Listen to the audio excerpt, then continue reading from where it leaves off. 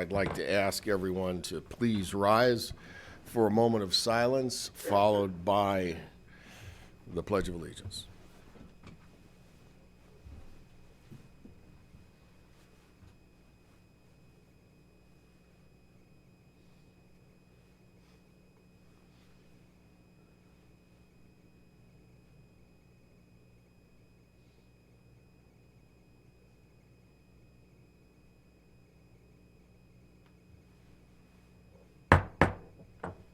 Pledge allegiance to the flag of the United States of America and to the republic for which it stands, one nation, under God, indivisible, with liberty and justice for all.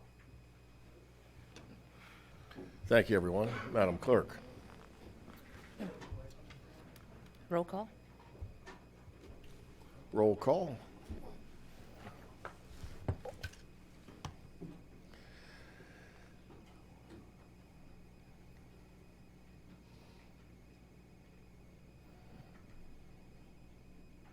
Mr. Dillon. Mr. Dillon and Mr. Solzer. Okay. Mr. Dillon and Mr. Salzer. That would be 17 present, 1 absent. Thank you. I had a chance to speak with Dr. Blair earlier, and she is under the weather, so I'm sure all of us wish her a speedy recovery. I think her students who gave her the flu are in trouble for finals this week. Okay, so we have a lot of people here tonight. I want to make sure that if you intend to speak under citizens' remarks, that you get your slips in right now. I have 2 folks so far, Mr. Shipp and Ms. Hoover. I'll get you all just in a minute. So the slips are just outside the door here. You need to fill them out if you want to be able to speak. Let's see. Before we get into any of the line items on the agenda, I want to thank Sharon Williams and all of those who helped make tonight's potluck pretty good. Sharon, who else should we identify by name? Everybody? I had some of Miss Daly's salad, and it's a good bipartisan recipe, Linda. I enjoyed it very much. It was both sweet and sour. So thank you. I'd also like to do something else, and I'm not sure the best way to do this, but I know many of you here would like to join me in this. Junior, would you come up front for a minute, brother? I need you to come up front.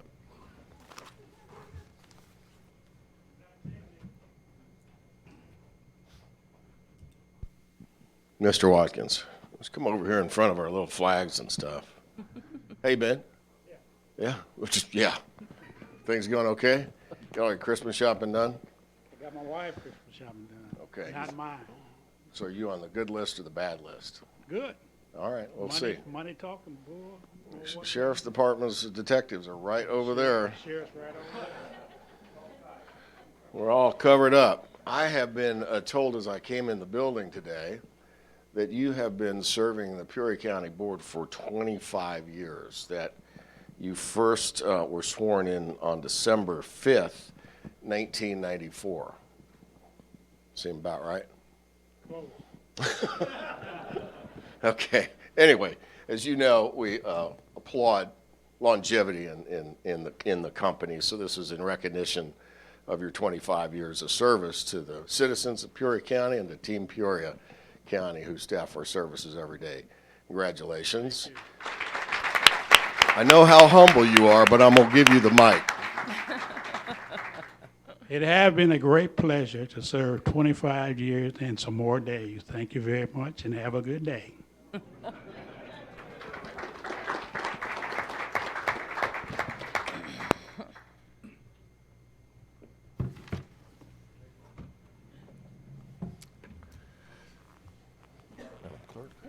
We'll be at approval of the minutes. Can I get a motion to approve the minutes of November 14th? Mr. Watkins, and a second from Mr. Robinson. Any additions or corrections? Errors? Needing correction? statements of fact? Nothing? All those then who want to approve the minutes as they've been submitted, please vote.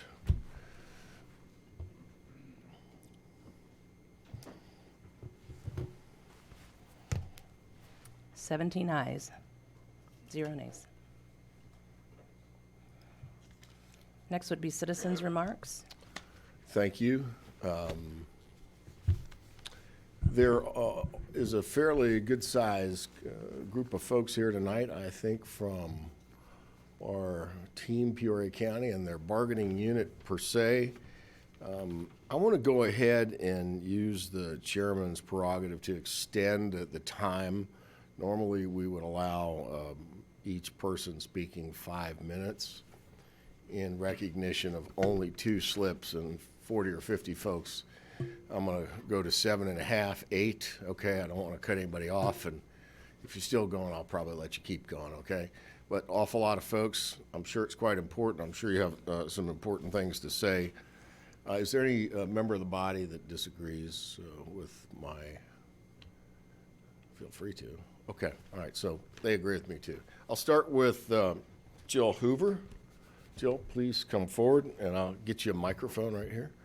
If you'll stand somewhere in front here.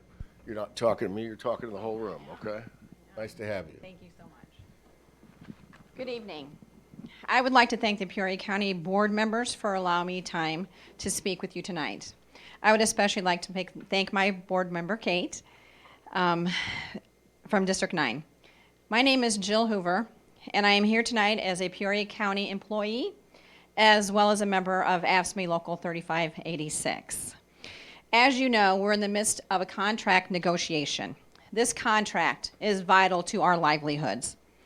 I have been an employee of Peoria County for over 11 years. I have seen many changes. I have seen our job descriptions change. I have seen our workload increase, and I have seen our staff shrink. Excuse me. I have seen our insurance premiums increase exponentially and our wages becoming stagnant to the point that many of us have had to take on 2, if not 3 jobs, I being one of those individuals. I do not live in a big fancy house. I do not drive a big, new, expensive car. I live modestly, and I do it on my own, and I wish to continue to do that. Excuse me. I have worked 2 jobs now for over 8 years. I do not do this because of my love for working. I do it out of necessity. I'm going to give you a little bit of brief history about me so you can kind of understand where I'm coming from. I am 56 years old. Yes, I did say my age. I have been a widow for almost 3 years now. I was married to my husband for 33 years before he passed. Take your time. After a stroke that he had at the age of 43, he was unable to work any longer. We had 3 children at home. We had to support those 3 children. I did what I could for my family. My husband's health problems increased. He was diagnosed with multiple sclerosis. He had several more strokes. He had an open heart surgery that took 5 bypass. He had end-stage renal failure, which caused him to be on dialysis 3 days a week. This was before his body just kept fighting and fighting, and he was getting worse and worse, and he developed pneumonia, and that's basically what caused him to die. I know that we all have tragedies in our own lives that we have to go through. But we all continue to move forward through those tragedies. And that's what we're trying to do here tonight. We're trying to move forward with a new contract that will give us a fair wage so that we all of us here that are with me tonight, will be able to enjoy our lives. Thank you very much for your time. Thank you, ma'am.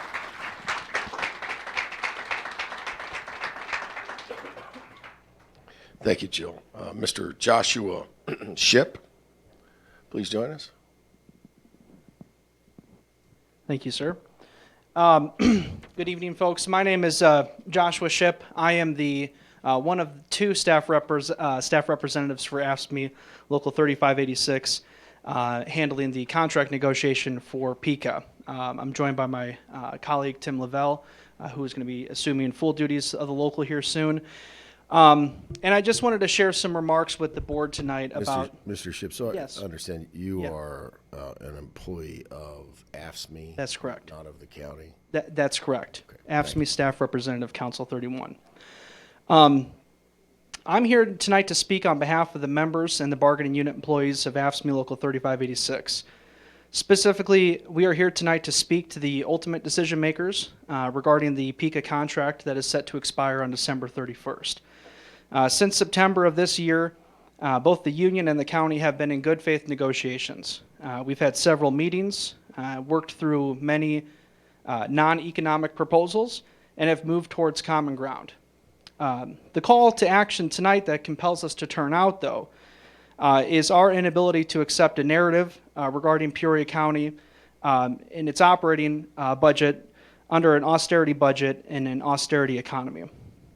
Quite the contrary from our assessment here, as we have read and reviewed the 2019 and 2020 budget, and as has been discussed at the table, our assessment, and we're wanting to offer a form of congratulations that the county is in strong fiscal shape right now. And so much of that has to do with the stewardship of the individuals in this room. Our economic proposals are reasonable and justified within the historical patterns of our contract with the county going back over 2 decades. And we will continue, as we have been, to make reasonable, justified proposals. But what we are being told at the table, and this is in no way meant to be construed as an attack or recrimination of the county's chief negotiator. Quite to the contrary, we very much enjoy and respect Shauna and her integrity. It's that we are unable to agree with that assessment regarding the county's inability to join us in our position. The county's ability to pay fair wage increases is evidenced by its robust general fund surplus, near non-existent debt service, and forthcoming new revenues from online sales tax, recreational marijuana, and soon online sports betting. More revenue than ever before is on the horizon. And coupled with the increased minimum wage increases that will be phased in for several years, that will put millions more into the Peoria and the greater Illinois economy year after year. And what this foretells is a different story than we are used to hearing about Illinois. If all appears yellow to the jaundiced eye, as Alexander Pope once said, we must begin to see anew that Illinois is no longer a deadbeat state, but rather the 5th largest state economy within the United States, and our moment to rise is now. Regardless of what the total amount of new revenue will be, our position is that it will be higher, substantially higher than what has been projected. And those new revenues, coupled with a state government that now has a functioning budget, a capital improvement plan, creates a renewed optimism that Illinois can and is going to grow and take care of our in-house issues. These new revenues will course correct the structural deficit identified in your budget that shows expenditures rising at 1% with revenues rising at 0.5% on average. We recognize that. But in short, you all should have pride and excitement about the county's fiscal health now and in the near and long term. These sentiments in our assessment of the budgets are not meant to be overly rosy, to say, just give everybody 10% raises. Which I would argue they deserve, but rather in this moment right now, what we're calling for is a fair contract. You can afford economic justice that moves workers forward with wages that are not entirely eroded by inflation. Within the 2020 budget, there is a section pertaining to collective bargaining, and I wanted to share just a few comments regarding some of those sentiments. The budget reads that even in the wake of the Janus case decided by the Supreme Court in the United States in 2018, full membership on the county's unions remains strong. To that, I would say it is truly in spite of the Janus ruling that union membership continues to grow and remain strong. Our union members understand that their union continues to be the best advocate for their financial bottom line. And to that, I would say no employer ever one-ups us at the table. I would definitely fall out of my chair and perhaps consider a new career if that was the case. The second is that it goes on to say the county is a quality employer that offers fair wages and a generous benefit package to all of our employees, whether they are represented by a collective bargaining agreement or not. Despite this fact, resources are scarce and finite. The days before the Great Recession when wages grew have long since evaporated, end quote. That last part in particular is simply not true, as evidenced by the wage increases contained within the 10 bargaining unit contracts since 2008. And the wages and benefits are simply not offered by the employer, but they are negotiated upon, and impacts to either trigger legal obligations under the law. We believe it is most fair to identify what our members have accrued over time that does not simply come from the generous whims of the employer, but they are negotiated in good faith. Through the collective bargaining process and through protected actions like you see tonight, to raise awareness, to lobby for fair wages, benefits, and working conditions. And while it is hard to argue that resources by definition are not finite, the fiscal position of the county could hardly be described as scarce. This is not accurate from an accounting perspective, and it is unfair to less fortunate communities where such a statement is categorically undeniable. Again, I want to lift up and elevate the good governance of this county administration and elected leadership team to say, cheer up. You have a strong bill of fiscal health, and the outlook is very promising. From 2010 to present day, the county has 151 less full-time equivalent employees.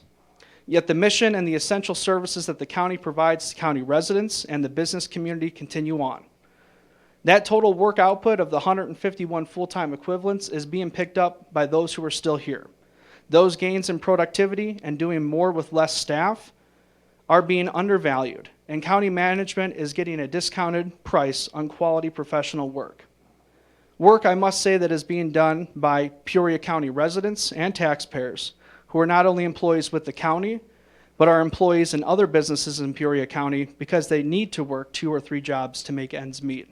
And we asked this earlier, but if those are working 2 or 3 jobs, if you could please raise your hand if you're here tonight. And those who didn't raise your hand, do you know of someone who's working 2 or 3 jobs who isn't here with us tonight? And this is the reality that we face. It's not theatrics, it's just the reality we face. This exhaustion is not sustainable, and turning a blind eye to the plight of the county's greatest asset is unacceptable. In both 2019 and 2020 budget, it is made emphatically clear that the county's employees are our greatest asset. We agree with that statement wholeheartedly, and we hope that that sentiment can be extended into the negotiation process more fully and more fairly. Now is time for economic justice. What has been proposed by the county could be understood and accepted in times of real austerity, with cash-strapped local governments with bloated debt loads. AFSCME has had many negotiations with employees who are actually unable to pay a fair wage increase. And in those times with real authentic conversations, we know when less must be accepted. Such is not the case here, not even by a long shot. More can be done for all the county employees, especially the lowest paid workers, our members, to keep ahead of inflation, soaring costs in healthcare, childcare, and education. In closing, we ask as a group that you empower your chief negotiator to settle a fair contract now. We began in earnest in September to make this happen before the expiration on December 31st. We are close, and we are ready to reach a fair settlement. But we need to make good on what was stated as a shared goal in the beginning of this process, that we are truly moving the employees forward, not backwards. I appreciate your time. I wish you all a happy holiday and a robust 2020 with more revenue than last year. Thank you very much.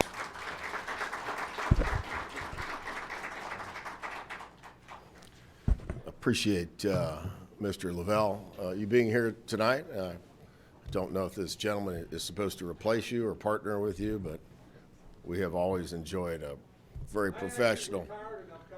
That's why I'm here. He's just helping out with the contract. Well, then I look forward to seeing you again. I appreciate the professionalism of your comments. Madam Clerk. Would be the consent agenda. All right, we'll just I'll hold for a minute while members of PICA and the ASPE groups disembark.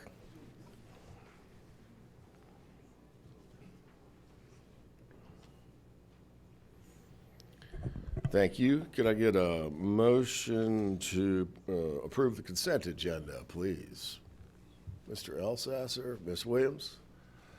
All right, Mr. Fennel? All right, so we're going to pull C9. Anyone else?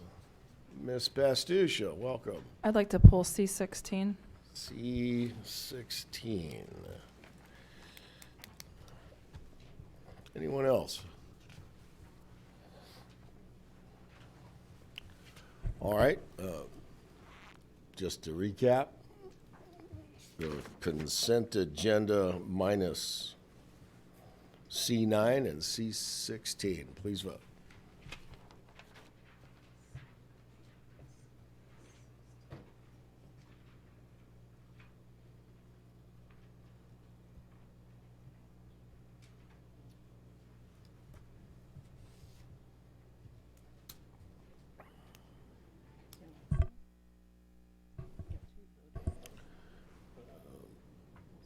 Ms. Daly, could you see if you could help Ms. Bryant? Or are the two of you still, are you deciding how to vote?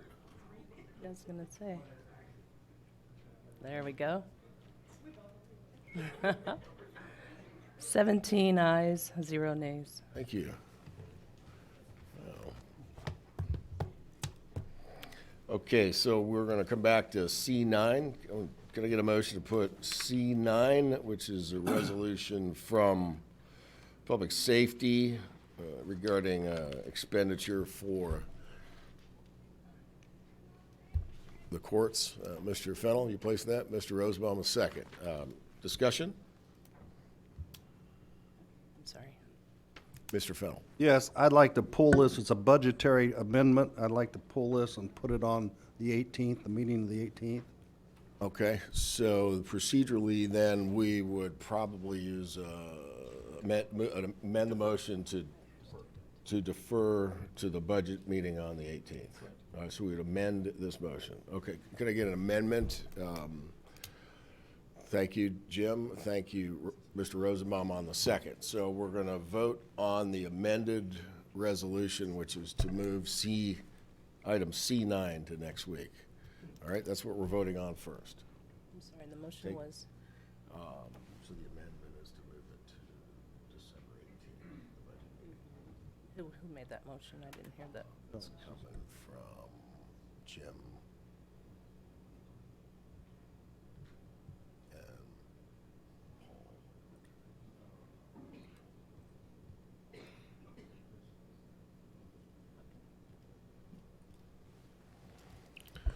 Paul. So we'd be at the amended motion at this point. Discussion? All right, so what I'm going to ask you to vote on is the amended the amended item that was originally placed on the floor, which would be move C9 till next week. Please vote.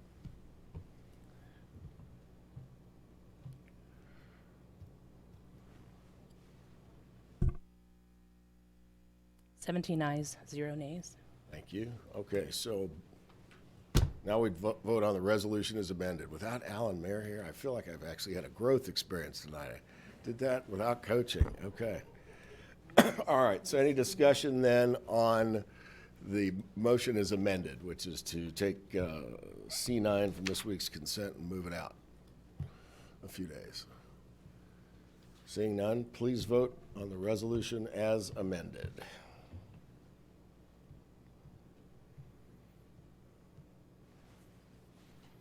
Mr. Dillon? Thank you, Mr. Dillon. 17 ayes, 0 nays. Thank you, everyone. I'll be moved back now to item C16. C16. Get a motion to put C16 on the floor. Ms. Best, are you moving to place it on the floor? No, I want to move, I would like to make a motion to defer this to next week's discussions, committee meetings. Send it back to committee. Okay, so then, thank you. So then the substitute motion offered by Ms. Pastisha would be to send this back to the Infrastructure Committee. Is there a second? Ms. Relaford, Ms. Pastisha, the floor. I would just like to have a chance to look at this a little bit more and see if our infrastructure has, if we have a budget of $800,000 for 2020 and we're spending $95,000 right now on flooring for JDC, I just would like the opportunity to review that expenditure in detail.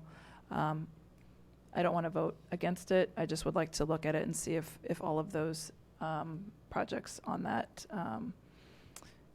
in this plan should be done. So, Mr. Dillon?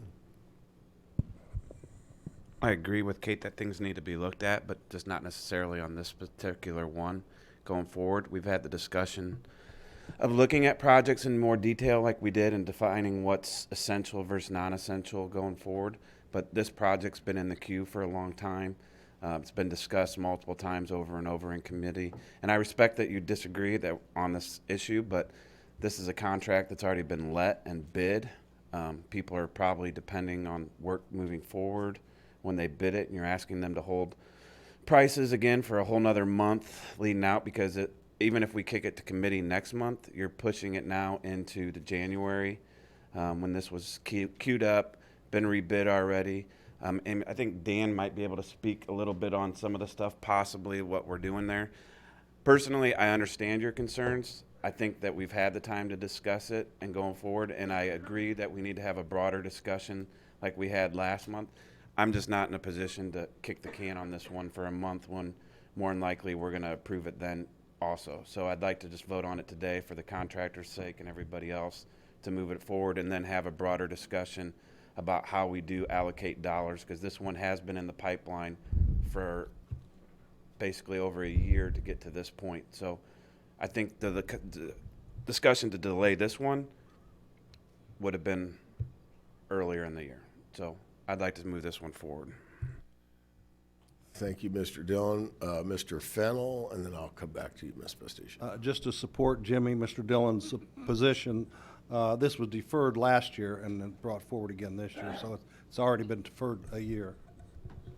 So to clarify your comment, Mr. Fennell, we actually had this in the 18 business plan and pushed it out Yes. to the 19 business plan? Okay, thank you. Now we'll hear from the chairman of the Infrastructure Committee, Mr. Likewise, Salzer. that was a little bit of my comment that Mr. Fennell said this had already been looked at once. But I first wanted to say, Kate, I appreciate your concern. And everybody around here, if you know Kate, she does do her homework and so forth. And she said she had looked at some of the material and visited the area and so forth. However, we did tell Dan to go back and try to do some work on this. He did, and we only got 3 people to show up at our bid, as you may have read in regard to this particular project. And out of those 3, we only got 1 to bid it. Now, if we don't accept this now, and we would decide, I know she just wants to discuss it in regard to the $800,000 that we have in our budget allotted for these particular projects and so forth. And she's got a good point there. Do we really need it? Dan did his work. We appreciate it. And I think the best thing we can do is to move on with this project and not delay it, because we, might get a bigger bid in the future, even though she's not saying let's not throw the bid out and so forth. But I think we need to go ahead with this project. Thank you, Mr. Salzer. Back to Ms. Pastisha. Hi, just to clarify, so I was at JDC today. I took a tour, and I would highly recommend everybody on the board do that. It was very informative. I've never spent any time in JDC myself, either as a child or as an adult. So it's a place that I think we all need to take a look at to see what's going on there, because they're doing a lot of great things. But part of the reason I went there was to look at the floor, because I knew we had this on our agenda tonight. And there are definitely places that need to be redone and repaired. I'm just not sure that we need to do all of these places. And if we are in our austere times, I just don't know that I'm willing to spend $95,000 on this whole project at this time. So that's why I don't want to kill it. I just would like to move it to next week so we could discuss, maybe removing some of the scope of the project. Mr. Dillon? The only way when you say next week, it's not really next week, it becomes a month. The only way that we could have a discussion for it, and it probably muddies the water, is if you put it into the budget committee to approve it there. But I don't want to kick the can any farther on this one, because since we've been discussing it for this long. Mr. Renault, Just for clarity. welcome. Thank you. This project wouldn't be out of 2020, it'd be out of 2019 budget, correct? Correct, these are 2019 dollars. Anyone else? Let me make a suggestion here, because I hear the same conversation, but I think I'm hearing it in two different languages. Mr. Dillon, his position is one I would naturally support given the time we've been involved in this particular review. The motion on the floor, however, is to defer this back, to send this back to committee.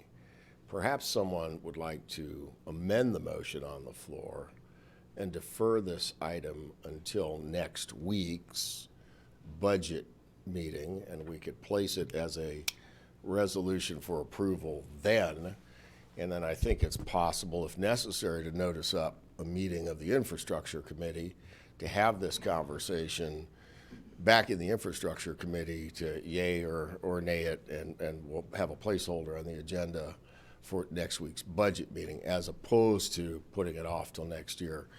That would be some kind of compromise in the conversation here I'm trying to broker. If anybody's interested in amending the motion, we could vote on that amendment and see where it goes, and then we could vote on the original motion as offered by Ms. Bastuccia. So can I amend my own motion? I think so. I'm not interested in moving it to January for any particular reason. I just want to have more time to talk about it. Would you like then to withdraw that motion and submit a different one? Sure, and what he said. So since you're the maker of the motion, if the seconder will go along with that, we can withdraw the motion, and you can submit a substitute resolution to bring this up for approval at the budget committee, and Mr. Salzer will schedule an infrastructure meeting. Yes, do I need to repeat all of that? No, I don't Okay. think so. All right, so would there be a second to that? Any second to that? Mr. Fennels, good on the second. All right, so what is on the floor is a substitute motion that would move this item to next week's scheduled budget meeting for 2020 as a separate resolution unrelated to the budget. And if Mr. Salzer chooses to schedule an infrastructure meeting to discuss it again, he may. I think we have enough time to notice that up. Otherwise, I would assume the parties will be ready to vote it up or down next week, one way or another. That's the motion on the floor. Any discussion? Seeing none, please vote.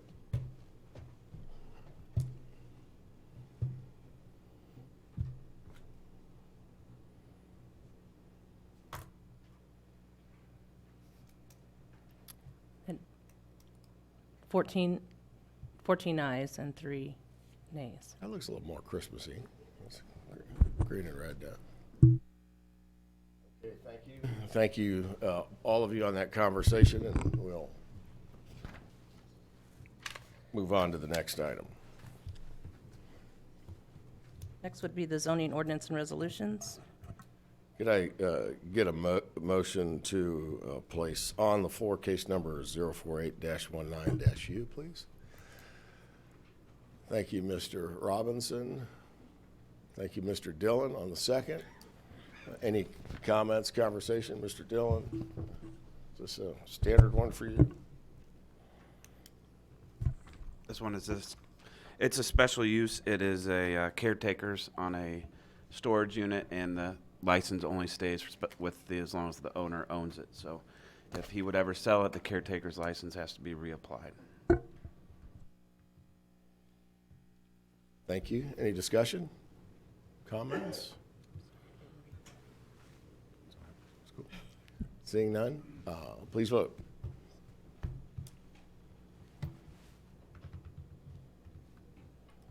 That'd be 17 ayes, 0 nays. Next is case number 054-19-Z, petition of JCD Solar Consulting, LLC, doing business as Malik Solar, a rezoning request from R2 Medium Density Residential to A2 Agriculture. The petitioner proposes to rezone the property in order to operate a solar energy generation facility. The parcels are located in the northeast quarter of Section 24 in Limestone Township. The Zoning Board of Appeals recommends approval. The Land Use Committee concurs. Thank you. Ms. Williams and Mr. Dillon. Mr. Dillon. This is a solar case that came before us, and Sharon attended it. And thanks to Sharon, it's in her district. Sharon made some recommendations at the meeting that the engineering firm took into consideration that she thought would be better for her neighbors.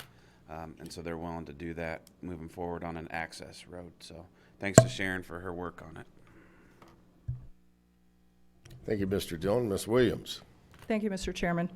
I just wanted to let everybody know that I had some discussions with some of the neighbors in that area, and they are in support of these two resolutions that are coming before us. I also spoke with Moore and Kerr Engineering today, and they wanted to say that they were unable to come tonight. They did want to, but they are unable to due to a conflict.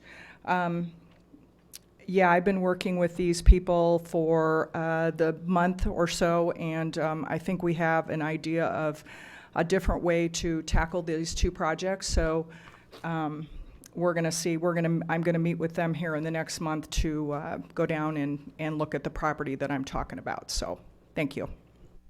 Thank you. Anyone else?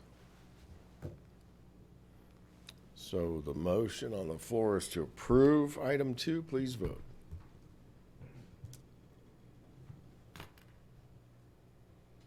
That'd be 17 ayes, 0 nays. Thank you, Madam Clerk. Next is case number 055-19-U, petition of JCD Solar Consulting, LLC, DBA Malik Solar, a special use request from Section 20-5.2.2.2.H of the Unified Development Ordinance. This section allows for a special use in the A2 Agriculture Zoning District for a solar energy generation facility, provided that the conditions in Section 7.17, ground-mounted solar energy equipment, of these regulations are met. The parcels are located in the Limestone Township. The Zoning Board of Appeals recommends approval with restrictions. The Land Use Committee concurs. Thank you. Mr. Dillon on the first, and a second from Ms. Pastusha. Any comments? Mr. Dillon, is the size of this project described at this point?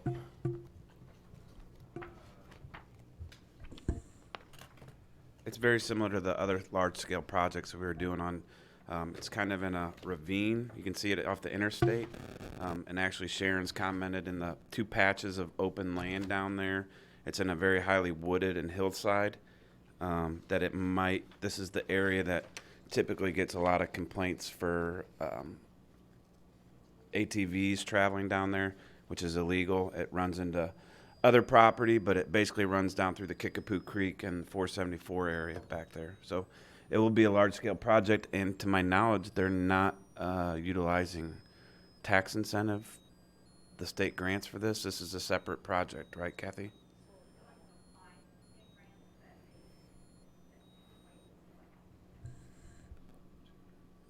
Well, that's kind of where my questioning was going. I find in the write-up on this, the property is 30.68 acres, of which 14.9 would be utilized for 2 solar energy generation facilities.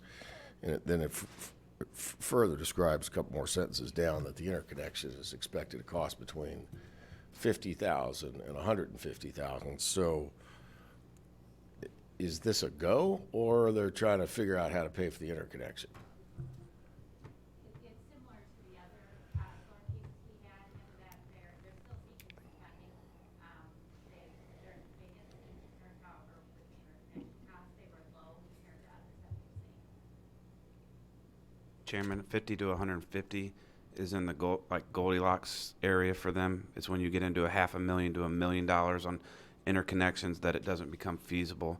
This actually, from a price standpoint, is a very feasible solar project. And the reason you have that large acreage and small acreage is, if we could pull it up on the map if you'd like to see it, it's very woodsy. So the only parts are some bottomed out flat. I don't believe they even use it for farmland. It was just some flat ground that grows grass down there, and really we were surprised they even identified this as a viable project, but the numbers apparently pencil out for the developer and the engineers. Ms. Williams?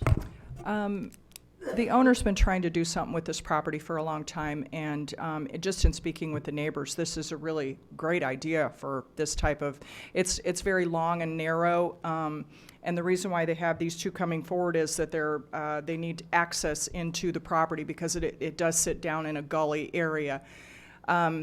However, like I said, I've spoken to the engineer, and we're looking at an alternative route to get back into the project. These lots that they're wanting to use are very narrow and small, so they'd be butting right up to houses on either side. So that's why we're trying to find an alternative to get into the property. Thank you. And I don't want to mess up and introduce dialogue that was not introduced in the official zoning hearing, so let's remember that, right, council? Okay, so if you got the view, Scott, I'll be happy with that and be done. Thank you.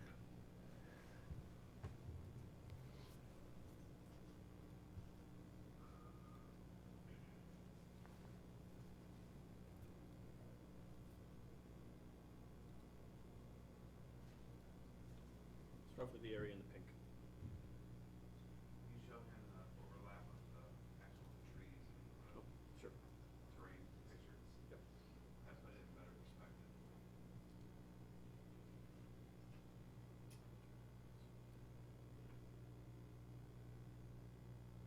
there's You have the railroad at the bottom end of it. open ground is here and some open ground in this area. This is all wooded area. This is all woods down here. And you got woods along the perimeter here. Okay, thank you. Anyone else have any questions? I appreciate you letting me dig into that a little. Mr. Ricker? I would just ask, since we called out restrictions, maybe we can openly communicate what the restrictions were that we imposed on it, just for clarity for everyone? That's probably quite a list. Kathy, do you have the I mean, I can pull them off the agenda item. It's the standard restrictions that we've been putting on most, so all the other solar projects.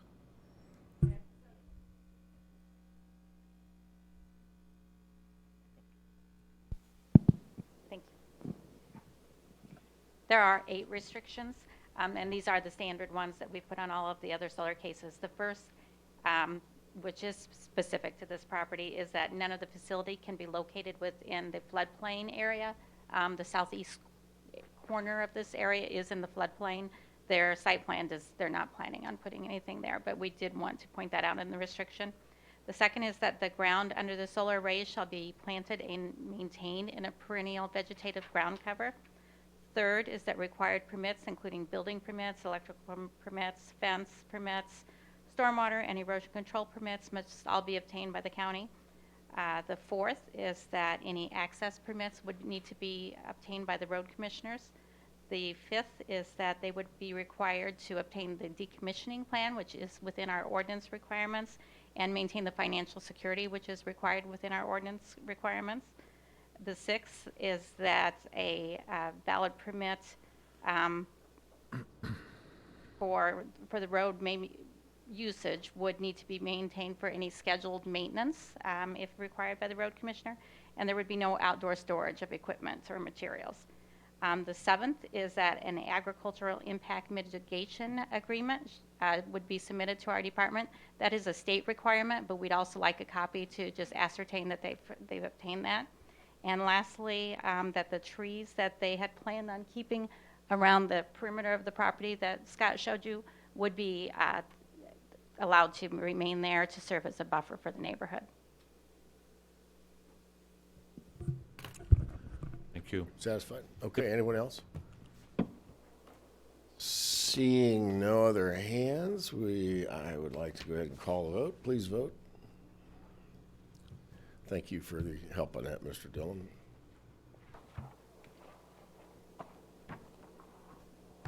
That'd be 17 ayes, 0 nays. Next would be item number 4, case number 05619, S, petition of Peoria County, a text amendment to amend Chapter 20, Article 5, Sections 5.8, C2 General Commercial District, 5.9, C3 Regional Commercial District, 5.10, I1 Light Industrial District, and 5.11, I2 Heavy Industrial District. Article 7, Section 7.7, Table 7-3, Parking Requirements, and 7.18, Cannabis Business Establishments, and Article 11, Section 11.1, Definitions of the Peoria County Code. The Zoning Board of Appeals recommends approval. The Land Use Committee concurs.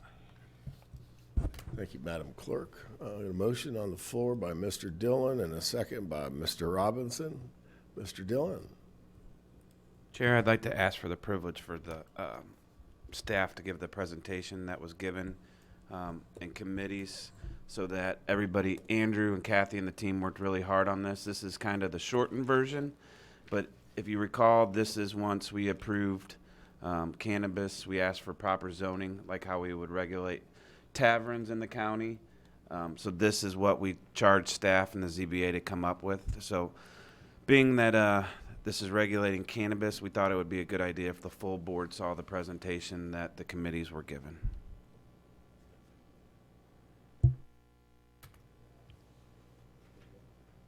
Thank you, Mr. Dillon. Pretty much everybody in here know what we're doing. So this is sort of part 2 of the previous cannabis discussion, wherein we were asked to decide to what extent the county of Peoria would permit the operation of the various business enterprises related to the sale and manufacture of cannabis, since the legalization of that material will be green lighted come January 1st by the General Assembly and the governor. Now we're just trying to figure out the licensing process for the various permits related to the manufacture, retail, sale, consumption, special processing, correct? All right, so that's where we are. And I'm gonna go down there where I could actually see this.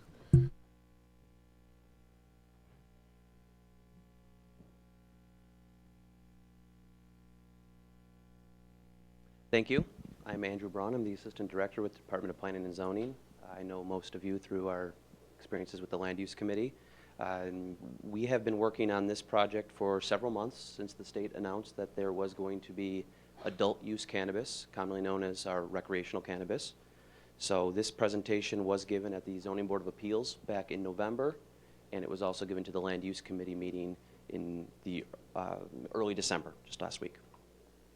So we have 2 different components. We have a medical cannabis and we have adult use cannabis. Medical use cannabis was approved by the state, and ultimately the county passed an ordinance back in 2014. It was part of Governor Quinn's pilot program that ultimately has now gone from pilot to permanent. So we have some very small tweaks to our medical cannabis language, but the purpose of these amendments really focuses on the adult use cannabis, and that is Public Act 101-0027, the Cannabis Regulation and Tax Act. That is going to be effective January 1st, 2020. So the Cannabis Regulation and Tax Act states that adults over 21 may purchase cannabis for recreational use, subject to certain limits. And the focus of what we are doing here is putting some regulations in place as to where some of those uses can take place. We can't regulate the use, as was discussed in a previous policy discussion, but we can regulate where it is going to be sold and some of the other components. So it's important to note that the state is going to be divided into regions, and each of those regions is going to be granted a specific number of licenses for dispensing. Dispensing is the sale of cannabis. Our region, Peoria County, is also in with Marshall County, Stark County, Tazewell County, and Woodford County. I will point out that Woodford County did vote to ban the sale of cannabis. And the conditional adult use dispensing licenses that will be issued on May 1st, 2020 or before, we will have up to 3 in our region. So between Peoria County, Marshall County, Stark County, and Tazewell County, we could potentially see 3 cannabis dispensaries. So that's the number that we're dealing with initially, and I think it's important to point that out. Part of the Public Act stated that we, the county, may adopt reasonable zoning restrictions for cultivation centers, craft growers, dispensaries, infusers, processors, and transporters. Those are further defined in our ordinance as cannabis business establishments. Each one has a specific definition that you'll find in Article 11.1, and those definitions come directly from the state's Public Act. It also states that we can regulate the bulk regulations, the time, the place, the manner, the number, and the minimum setbacks, and that we can distinguish between a permitted or a by right use and a special use. As you're aware, the special use requires the county board approval, and we can attach additional restrictions based on those cases. So we, the Department of Planning and Zoning, along with the Health Department, the Finance Department, and County Administration, have been doing a ton of research. We've attended seminars and workshops, listened to attorneys' presentations, and talked to a lot of other cities and counties across our state and across other states that have already implemented the recreational cannabis, including California, Colorado, Nevada, Oregon, and Washington. There's been policy discussions on this subject at the August Public Safety and Justice Committee, the August Executive Committee, and even a special county board meeting in September where amendments to Chapter 6, Big Business Regulations, and Chapter 22, the Retailer's Occupation Tax, were passed. This is going to focus on the zoning ordinance, and it's not going to revisit any of those other chapters of the Peoria County Code. Here I have a list of what you'll see in your packet. Chapter 20, Article 5, we have a couple different zoning districts in which we're proposing a special use. Chapter 20, Article 7, we've slightly amended the definition, so now we need new definitions for some of our parking requirements. We have a new section, 7.18, that covers cannabis business establishments, and then we've got several definitions that have been added to the Unified Development Ordinance as well. So our key definitions, we've got the prefix of adult use, because we did want to distinguish between adult use and medical use. Our current existing ordinance prior to these amendments only has cultivation center and dispensing organization. It does not specifically state medical cannabis, so for that reason we are adding medical to those definitions and adding new definitions for these other types of business establishments. The cultivation center is where the cannabis is grown. The craft grower is a smaller version of the cultivation center. Think of your craft brewery where they have smaller batches. The dispensing organization is where the cannabis is sold. Infusing is where cannabis byproducts can be put into other products, such as your edible cannabis treats. Processing is where different products are processed. And transporting organizations are where trucking businesses that are going to carry the bulk cannabis, they are specifically defined by the state. So I understand this is small. These are 3 key definitions that were not part of the state Public Act. We wanted to distinguish between a commercial retail establishment and an adult use or medical cannabis business establishment. We had heard at different seminars that there can be oftentimes some either confusion or it paints a fine line as to whether these are specifically included in that definition. So as a result, we've added the underlined statement at the bottom. We've also created a definition for on-premise consumption and a definition for smoking lounge, which will be addressed later under our prohibition section.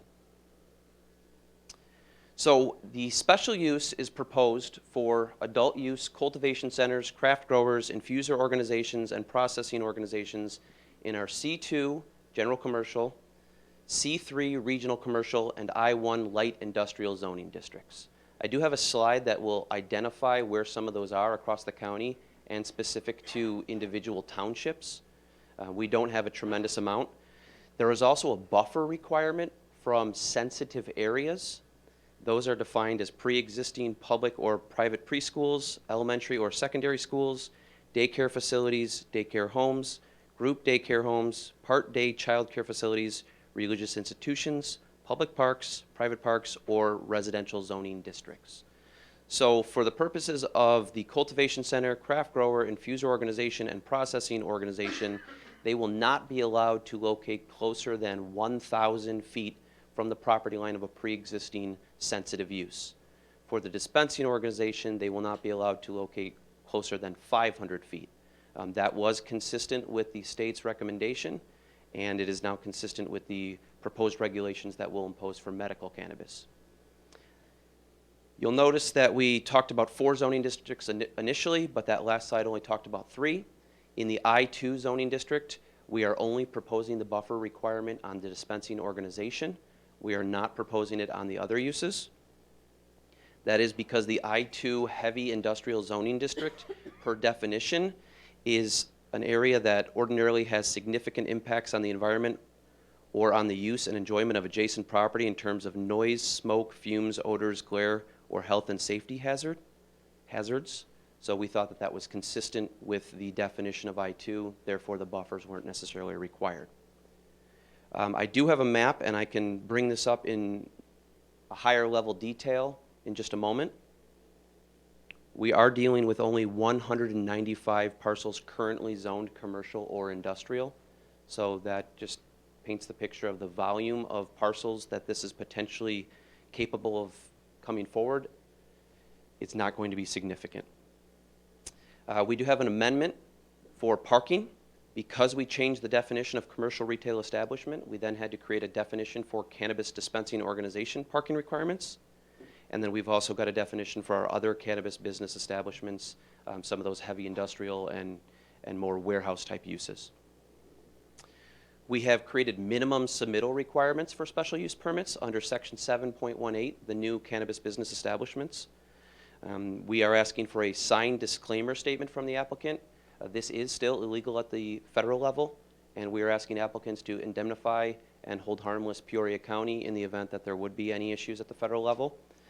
We are asking for a copy of the proposed interior and exterior site design that has been submitted to the state. We're looking for parking lot design and a signage plan. We're looking for the security plan that was submitted to the state.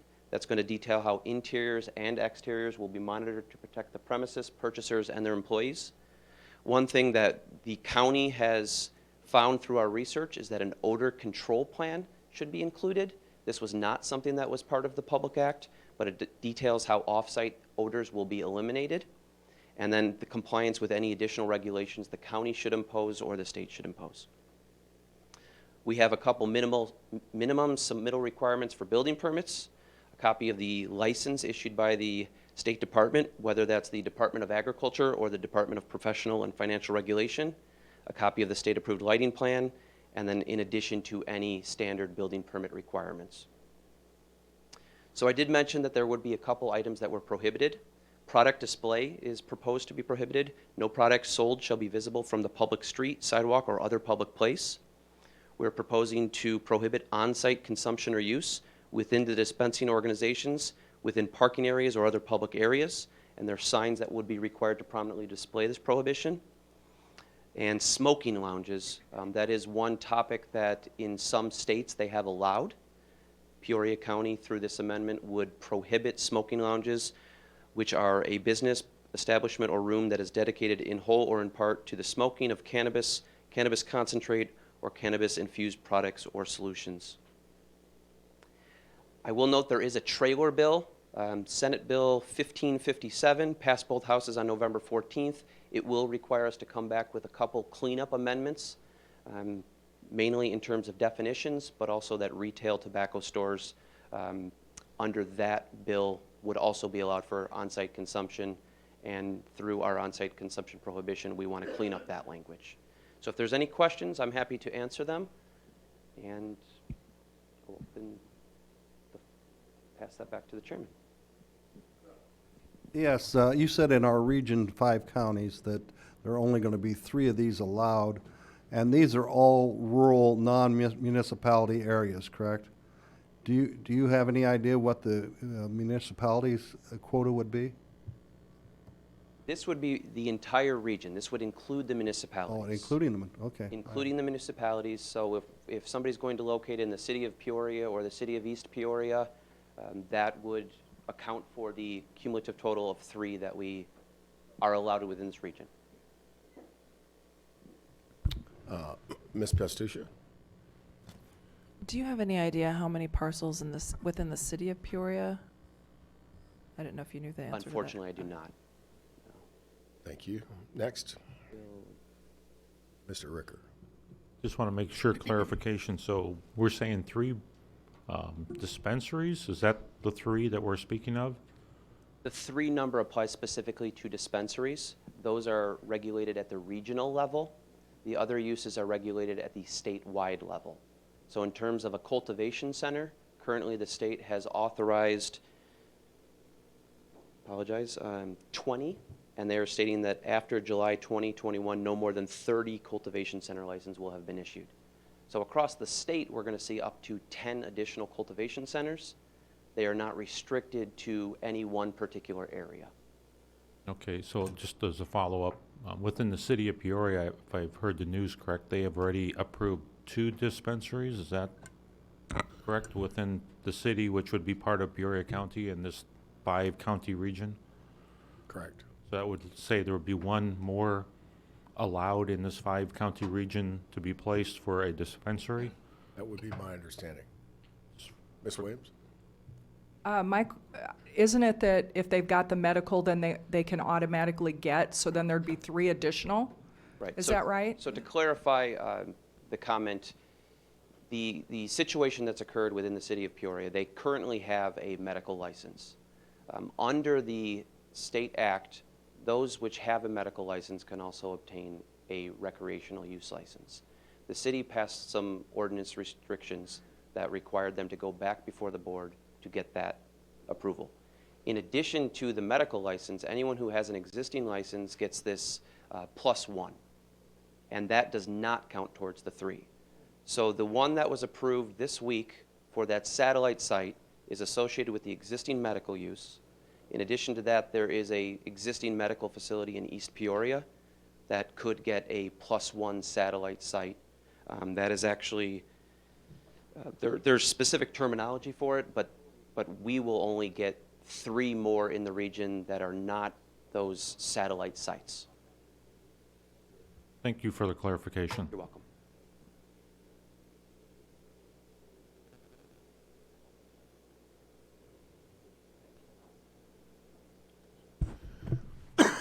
Mr. Ricker, that's a clarification that is new to me tonight. I thought the existing medical dispensaries, once converted, counted towards that regional cap of 3. And we all just heard that, no, that's not true. They automatically get exempted from that cap. Yes. Ms. Pastucha. Regarding the smoking lounges, is there any restriction on how many of those can open up? At this point, it's our understanding that there are 5 of those across the entire country that have been opened, and many communities are prohibiting them. As far as I know, there is no restriction specifically, but in our research, we had found that because due to the limited number and the safety concerns associated with it, that it was something that that the research suggested we prohibit. Would you bring that slide back up? It's one of the expressed exclusions of this ordinance modification tonight.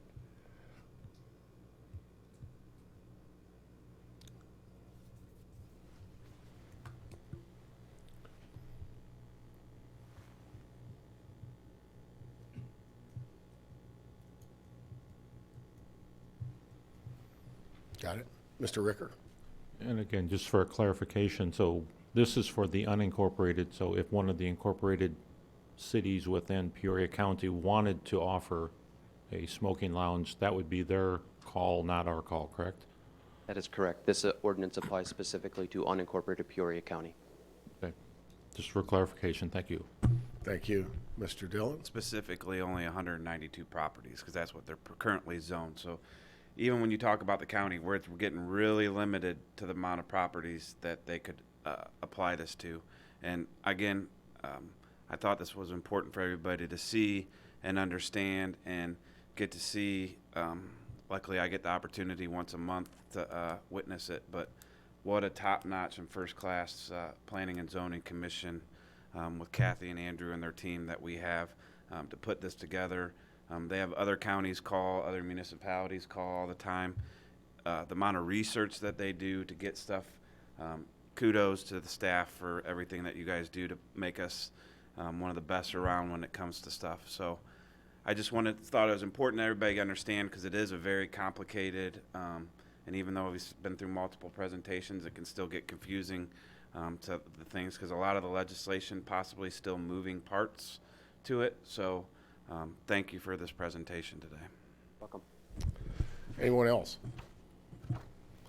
Mr. Elsasser? Welcome.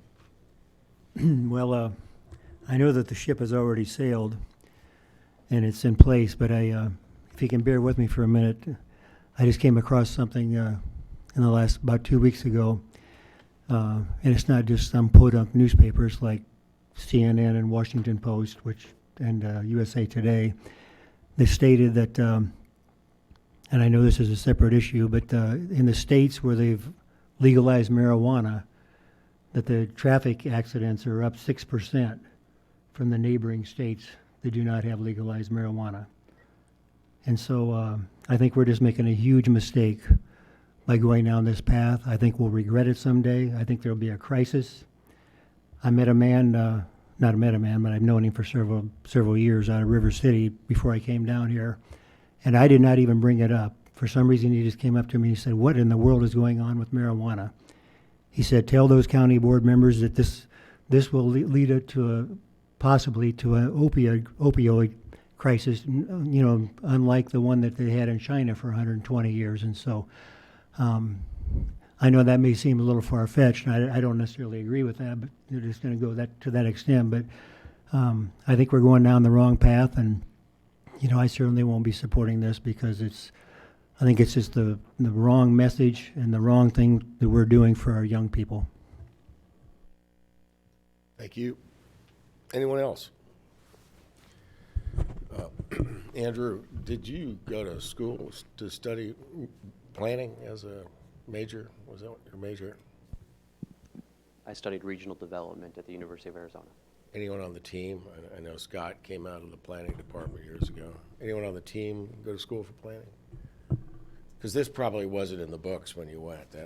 No, this was a newer project, as the last several large-scale projects have been. We do have a planner on staff that has a planning degree and a planning master's degree. I bet it wasn't in his books either. It was not. That's kind of, I think, Mr. Dillon's point. This is one up for us. I appreciate the professionalism you guys have handled this with. It is 2020, and we're all grown-ups, and we have our opinions and our philosophies about things that are occasionally controversial. I've had a few members give me some sound bites to get comfortable with it, too, and I appreciate everyone's tone, temper, and discourse on the subject, because it did not need to be funky, and it hasn't been, and I appreciate all of you for that. And in particular, Mr. Sorrell, your department has clearly scored another home run, so thank you very much. And the team, I don't see the boss. Oh, there she is. Thank you.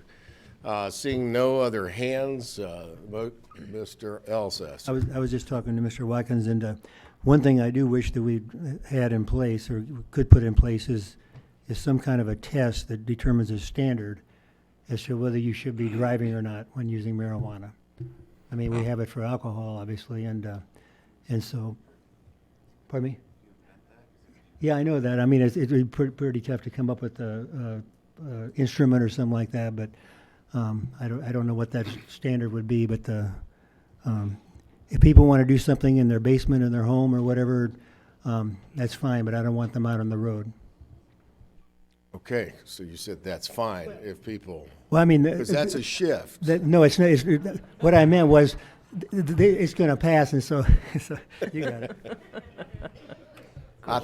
I encourage you, invite you to speak with the sheriff and his team. They're working on a lot of that. I know I spoke to them about the very same question. They have their plans to approach this subject you're raising there with the best practices they've got. Mr. Watkins. I told him that I couldn't say too much anyway because I sell beer. Ah, gotcha. All right. Everyone, motion on the floor regarding our amendments to Chapter 20 and this licensing of places to be in the cannabis business. Please vote.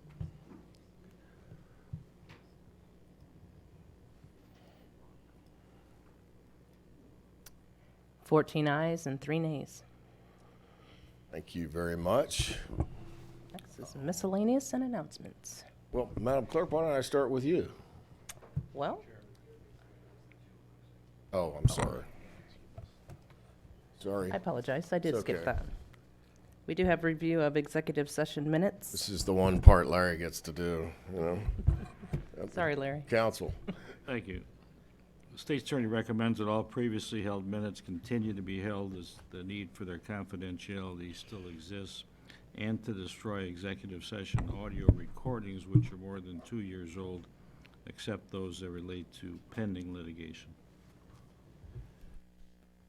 Thank you, counsel. Can I get a motion? Thank you, Mr. Alsasser, to accept the state's attorney's recommendation. Ms. Daly on the second. Any questions for the new folks? This is procedurally a normal thing for us to do, is to follow the advice of counsel on records and secrecy. Please vote.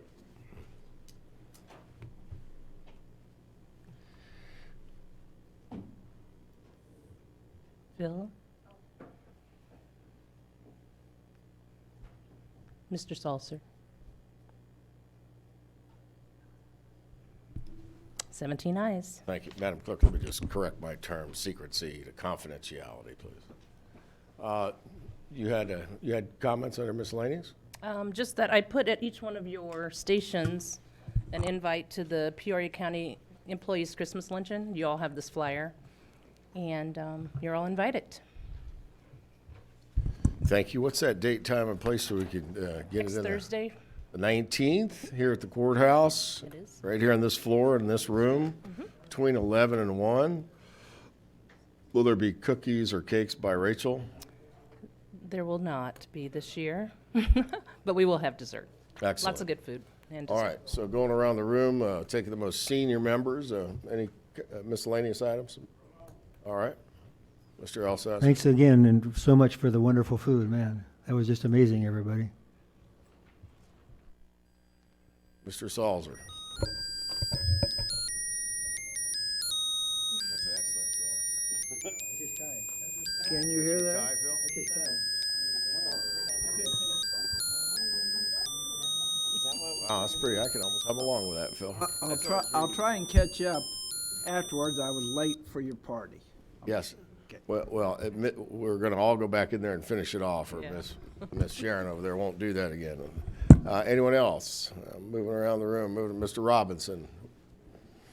I just wanted to say, wish everybody a happy holiday season. I just want to let you guys know this has been wonderful. This board here is something else. We get stuff done. And so I want to wish you guys a happy holiday season from the Robinson family and from the Bethel Baptist family. Thank you.